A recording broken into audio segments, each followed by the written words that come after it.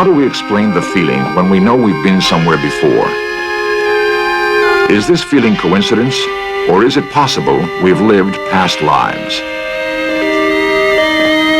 A woman in Scotland believes that she has lived before as a young king who died 450 years ago.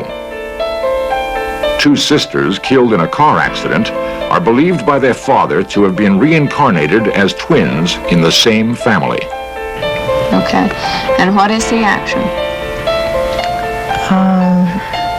I'm walking down a path in the woods. A woman undergoes regression therapy to learn about her previous life. As I'm walking, I start to feel that somebody's watching me. Is it possible to discover if we have lived past lives?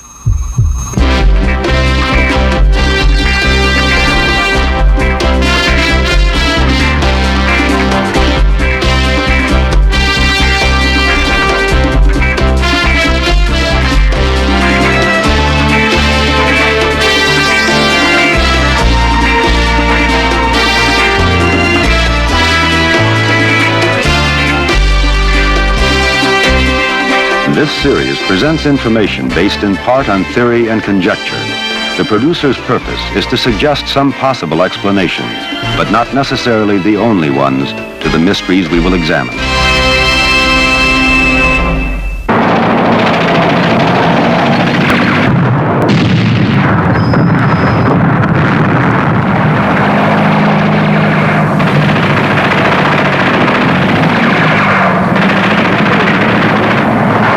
One of the greatest generals in the history of warfare was George S. Patton, a brilliant commander with an uncanny sense of cavalry tactics. He was a philosopher and poet, and had a fundamental belief in reincarnation. Once, as he drove through the French countryside, Patton heard the sounds of a distant battle. He was certain he had fought here before, as the commander of a Roman legion, or perhaps as a Napoleonic general. General Patton's belief in reincarnation, in his timeless military experience, gave him the confidence that his decisions were right above all others. For anyone who has had that uncomfortable tingling, that memory of an event they could not possibly have witnessed, there may be a way to unlock the past. It's a technique called regression therapy. Loy and Robert Young teach reincarnation at the Experimental College at California State University at Northridge. The Youngs say past lives is not a new concept. Reincarnation and the belief in reincarnation is a lot older than the belief in the one lifetime idea. In fact, up until the Middle Ages, a majority of people in Europe believed in some form of reincarnation or rebirth. It's only in more recent times that we've gone to this one lifetime theory. In fact, nobody's ever proved that we've only had one lifetime.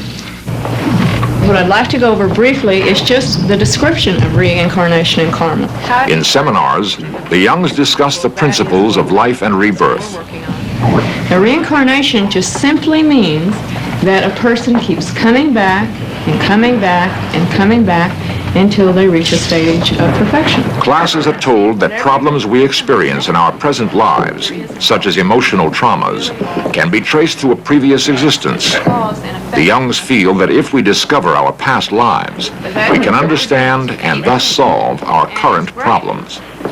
When you work with regression therapy, you're really going back for the cause. See, if you just stay in this lifetime, all you've got to do is to blame your parents for what went wrong with you, or maybe your early childhood training or something like that. And as soon as you can go out of this life, you're not limited to time, then you can go after the real cause of something. And when you can find the real cause of something, that's it. You're finished. Few psychologists agree with the Youngs, who are almost alone in practicing regression therapy. Come in.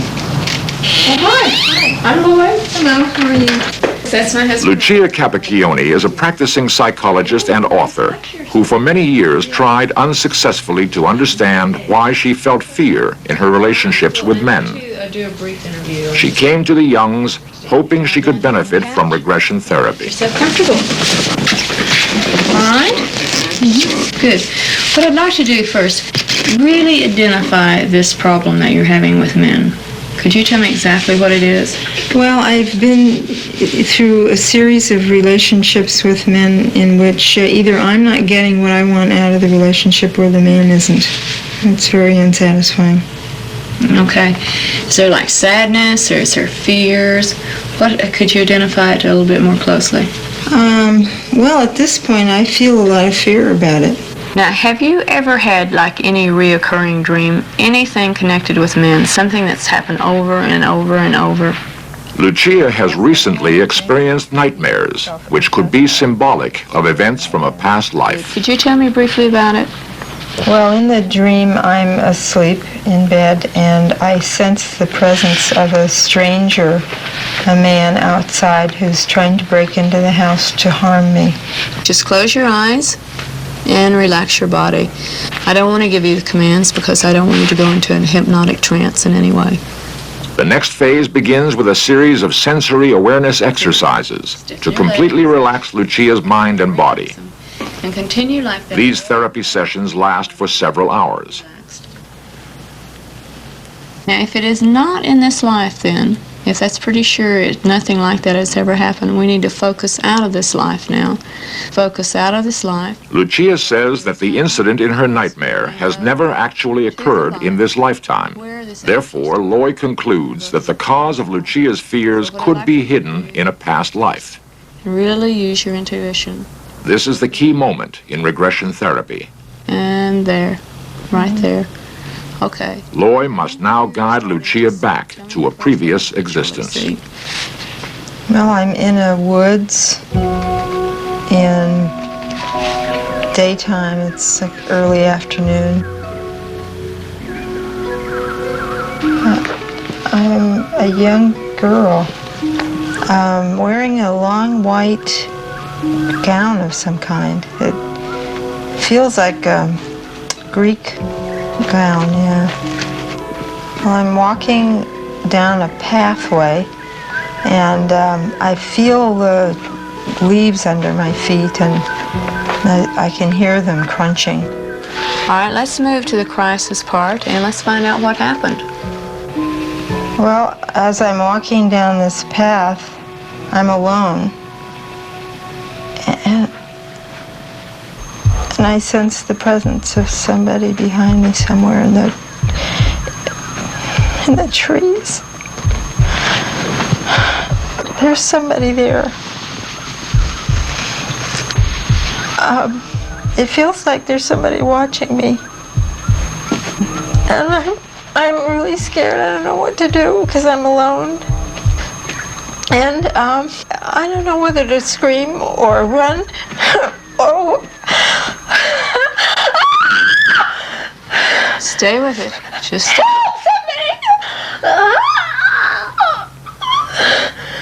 There's somebody coming from behind me. Somebody has hands around my throat. And I can't move. I'm so scared. All right, going through it. I can't see who it is because there's a black thing over my head. And I'm being pushed down to the ground. I can't see anything. I can't move. There's a man. That man killed me. Release that life now. Release and let the lifetime go. Mm-hmm. And you can slowly open your eyes.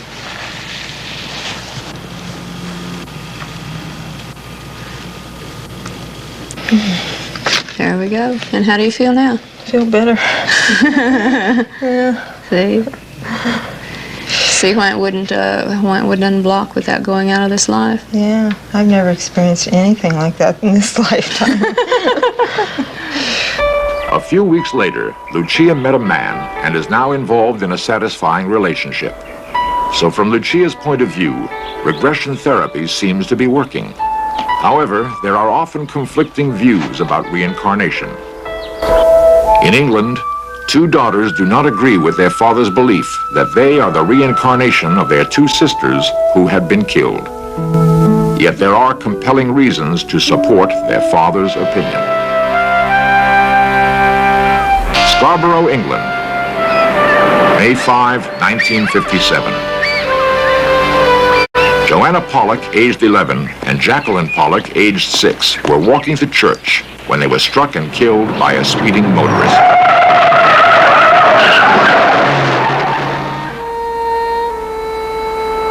John Pollock, the father of the two girls, was devastated by the tragedy.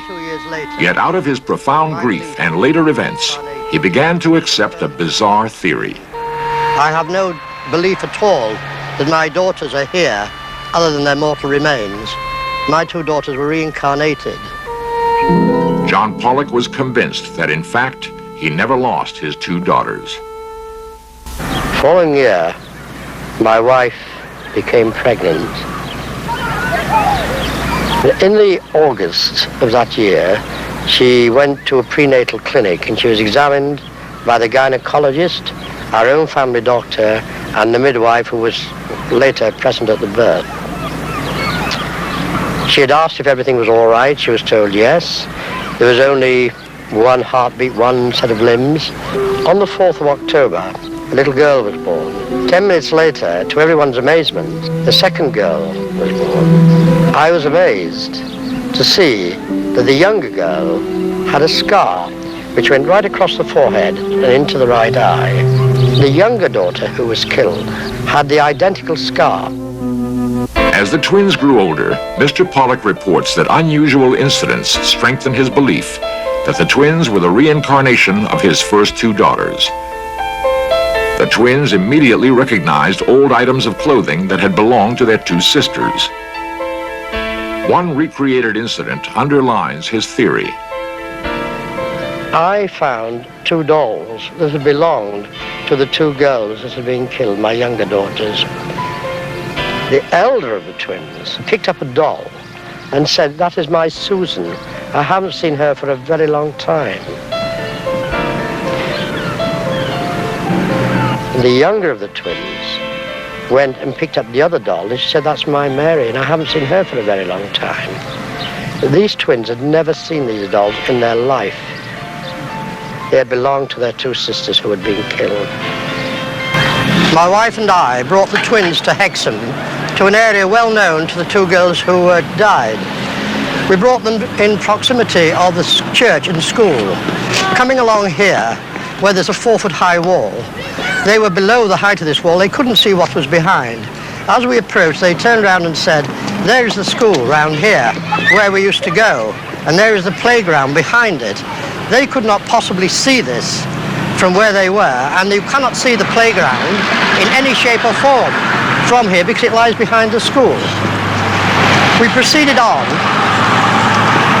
and as we approached the Abbey gates, one of them turned to the other and said, "The playground's over here with the swings, where Mummy used to take us." And they turned and said, "Mummy, are you going to take us over there now?"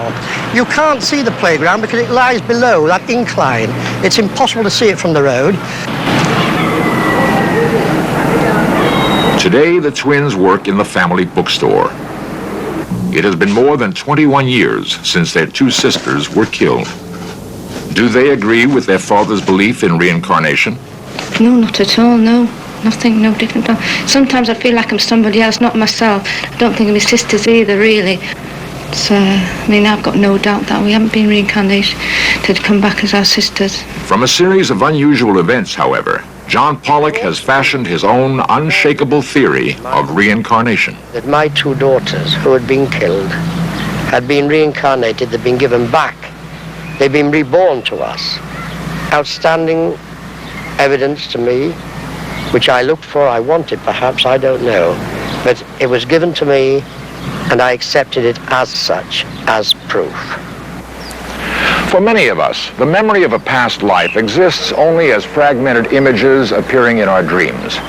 Yet sometimes these images are so vivid in our minds that we feel compelled to investigate. Can we possibly verify the existence of a previous life? Corus Abbey in Scotland, a favorite retreat for His Majesty King James IV of Scotland during his reign in the 16th century. Oh, yes, I know this place. And I'm sure this rings a bell. And I'm sure I've been through that gate. A.J. Stewart believes she is the reincarnation of James IV. There's the little slipe and passage.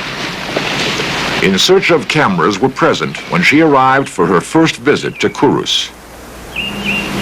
And if you listen very hard, you can still hear them singing. And it's only yesterday.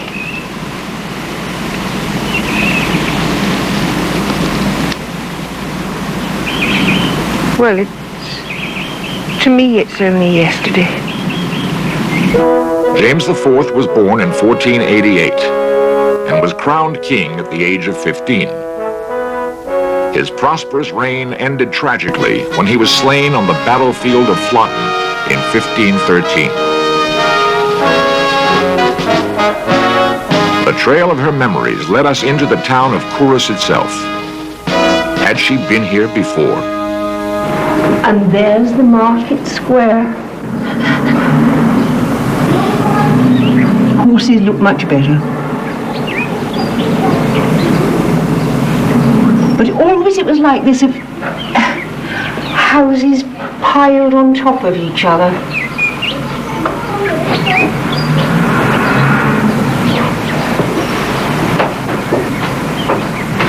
And always the roofs are like this. They're much later than my time, but... These observations, although interesting, do not provide us with any conclusive evidence of her past life. The next stop was Traquair House, 50 miles south of Corus. A.J. Stewart said she had never visited here before. As she searched her mind, she became aware of disturbing recollections having nothing to do with her own life. I have been dreading the journey down because I had an awful feeling it was going to look like I knew it did. And it does. The colouring on the walls is different. It was grey stone then. There was no harling. And I didn't approach that way. I came across the old road where I'm sitting now. How did A.J. Stewart come to believe that she was once a great king? Well, it's a gradual process. I'd call it a life's remembering and forgetting, and then the remembering again. And the very sudden confirmation of it was in 1967, when I'd been fighting very hard against these memories that had been thrusting through all the days of my life, and I've been trying to suppress them. We brought A.J. into the castle through the current entrance added after the death of King James. She said she was immediately disoriented and sensed that perhaps something was out of place. Her first impressions were correct, as this was not the entrance used by James IV. The king would have entered through the secret passage used only by royalty.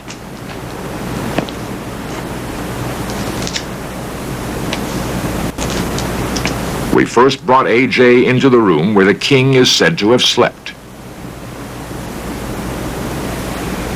They're right about this, you know. This was the king's bedchamber. History hasn't changed. It's like yesterday, and I could be lying down in that same bed. And the portraits, no, the portraits are after my time. These aren't my people, but the room is the height of the walls. That's right. And there's an oratory somewhere, is there not? There ought to be an oratory. The king used to address his subjects from the balcony off the bedchamber. This is the window to the oratory, surely. It must be. There's a window that's beyond, because always I must have an oratory. Like a departed spirit returning home, she describes the room as she says it had been in the king's time. And I know that fireplace, and there was a great... But is this a past life memory, or simply imagination? Not merely metal. There was a stone thing built round because we had to screen off the heat, because even in the basket you got this casting of the cinders and the things. But of course they were kind of silken rugs that were put down for the king, and tapestries. I've been down this stair before. Could A.J. Stewart, in a past life, have actually descended these steps, which led down a passageway to these stairs, which now lie in ruin, closed to the public? Or are all of her claims merely a romantic notion of history? It's a place that hasn't changed since my time. The ground always feels like home on places that I have known. No matter what is built on them, the ground will feel the same. Just occasionally I meet a house and I think to myself, this is not nearly what it was like. This is really home to me, and this is my home to me in the 16th century.